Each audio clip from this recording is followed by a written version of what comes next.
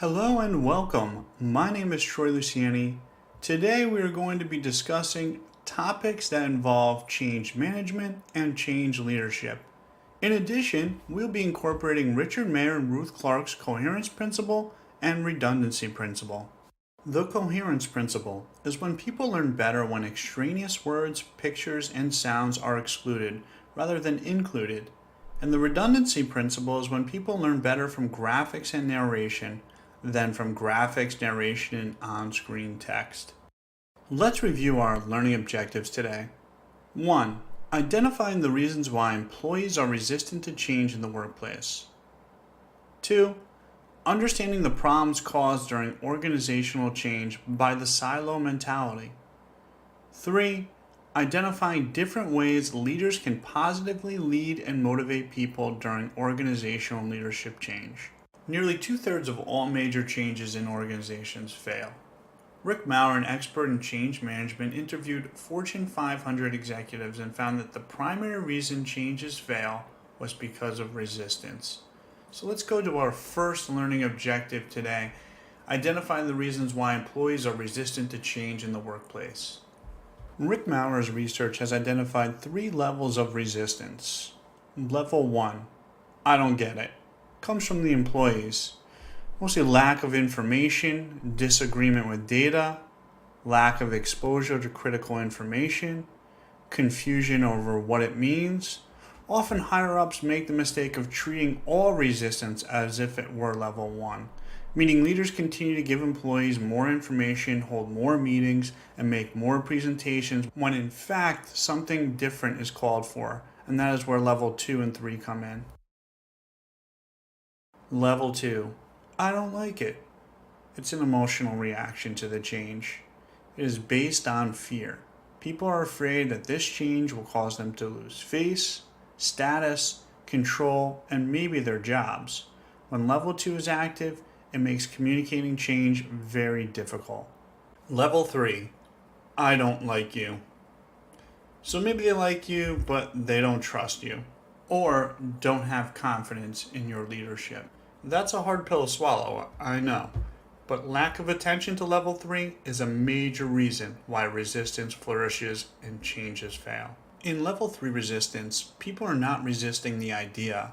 In fact, they may love the change you are presenting. They're resisting you. Maybe their history with you makes them weary. Perhaps they are afraid this will be a flavor of the month like so many other changes, or that you won't have the courage to make the hard decisions to see this through. People may understand the idea you are suggesting, which is level 1, and they may even have a good feeling about the possibilities of the change, which is level 2, but they won't go along if they don't trust you. Let's take a look into our second objective. Participants will understand the problems caused by the silo mentality perspective of a business. One of the biggest barriers to business transformation are the dreaded silos. Silo thinking is the real innovation and agility killer.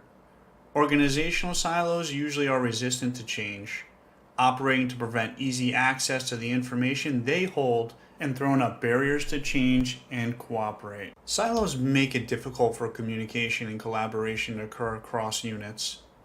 Each group works to protect its own interests. One unit might not tell another unit that customers are complaining about packaging, preventing the company from responding effectively to the customer's concerns.